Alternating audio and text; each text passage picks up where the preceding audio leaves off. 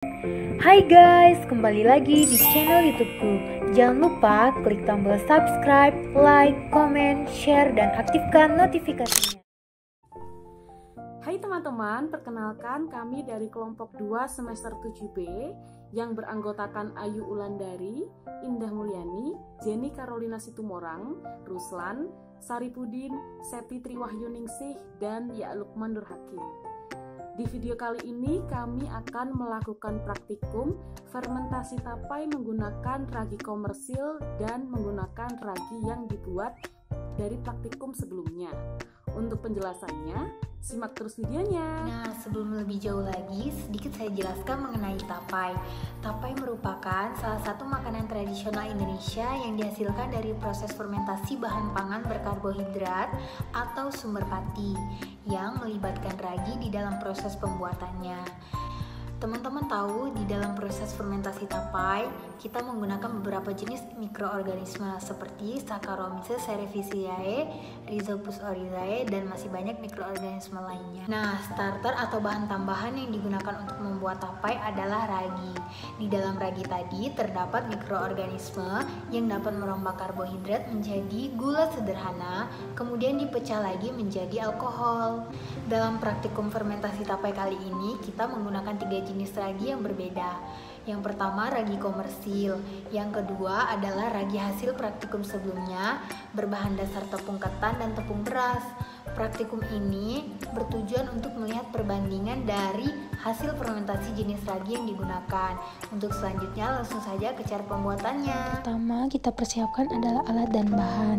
Ada daun pisang, ragi komersil, ragi beras putih, dan ragi beras ketan.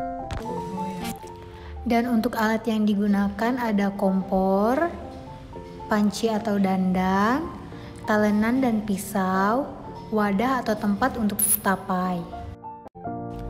Langkah pertama yang perlu kita lakukan adalah kupas singkong dan cuci hingga bersih.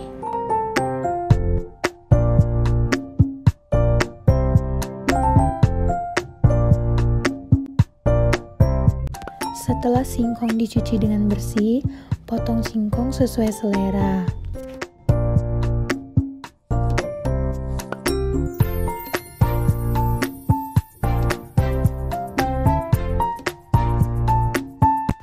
Kemudian kukus singkong sampai matang dan empuk, kira-kira 20 menit.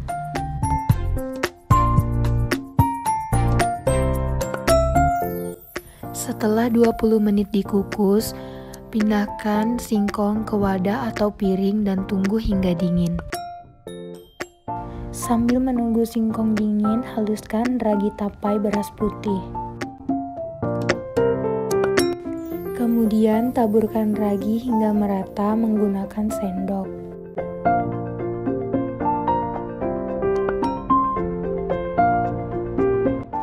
Siapkan wadah atau tempat tertutup untuk memindahkan ragi.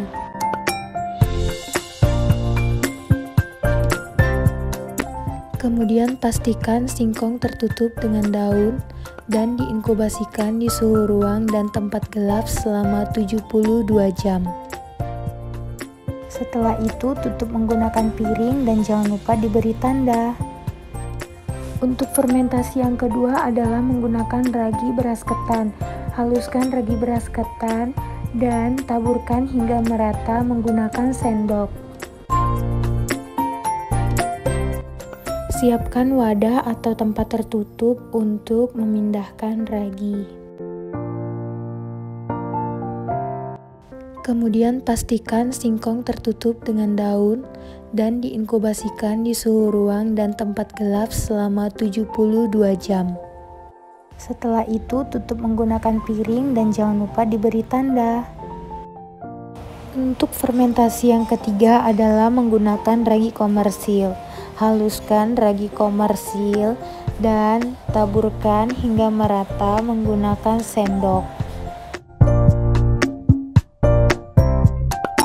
Kemudian pastikan singkong tertutup dengan daun dan diinkubasikan di suhu ruang dan tempat gelap selama 72 jam. Setelah itu tutup menggunakan piring dan jangan lupa diberi tanda. Kemudian pindahkan fermentasi ke tempat yang aman. Halo teman-teman, hari ini adalah hari ketiga atau sudah 72 jam kita melakukan fermentasi tapai menggunakan 3 jenis ragi, yaitu ragi komersil, ragi beras ketan, dan ragi beras putih. Untuk hasilnya yuk kita lihat sama-sama. Nah, ini adalah hasil dari fermentasi 72 jam. Yuk kita buka sama-sama. Untuk yang pertama adalah ragi beras ketan.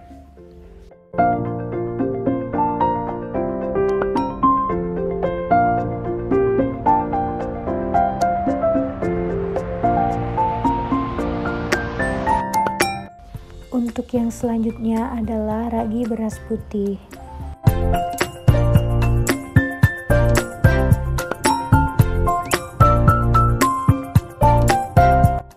Yang terakhir adalah ragi komersil.